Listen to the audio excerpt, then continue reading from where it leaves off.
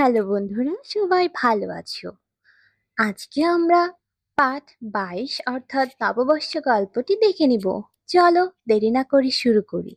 বাংলা বছরের প্রথম মাস হলো বৈশাখ।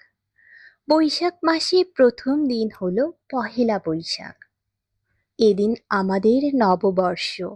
নববর্ষে অনেক মেলা হয়, অনেক খেলাধুলা হয়, অনেক গান বাজনা হয়, শোভাযাত্রা হয়। অনেক মানুষ সুন্দর পোশাক পরে ঘুরে বেড়ায়। সেদিন অনেক মজা হয়, আমাদের খুব ভালো লাগে। নববর্ষের সময় দোকানে দোকানে হালখাতা হয়। সেদিন সুন্দর করে দোকান সাজানো হয়। হালখাতা হলো পুরনো বছরের সব দেনা পাওনা মিটিয়ে দেওয়ার অনুষ্ঠান। হালখাতা অনুষ্ঠানে মিষ্টান্ন ও ফলমূল দিয়ে আপ্যায়ন করা হয়। নববর্ষে নদী, হাওর ও বিলে নৌকা বাইচ হয়। নৌকা বাইচ হলো নৌকা চালানোর প্রতিযোগিতা। নৌকার মাঝিরা নানা রঙের পোশাক পরে ঢোল বাজিয়ে নৌকা চালায়। নববর্ষে গ্রাম ও শহরে ঘুড়ি ওড়ানোর প্রতিযোগিতা হয়। অনেক রঙের ঘুড়ি আকাশে ওড়ে, দেখতে খুব সুন্দর লাগে।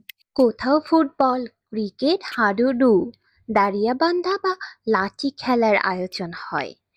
অনেক সময় ভিড় করে খেলা দেখে। কোথাও ফুটবল, ক্রিকেট, হাডুডু, দাড়িয়াবান্ধা বা লাঠি খেলার আয়োজন হয়। অনেক মানুষ ভিড় করে খেলা দেখে।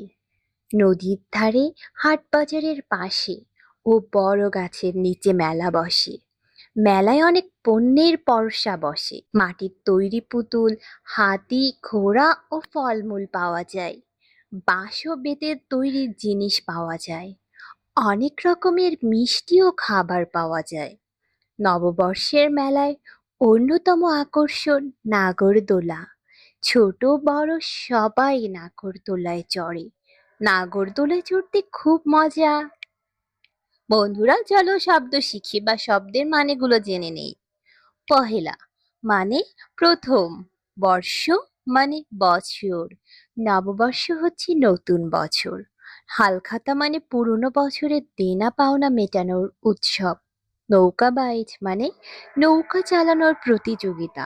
বন্ধুরা, এই ছিল তোমাদের আজকের গল্প। আশা করছি তোমরা মনোযোগ সহকারে শুনেছো। দেখা হবে পরবর্তী ভিডিওতে। সবাই ভালো থাকবে, সুস্থ থাকবে।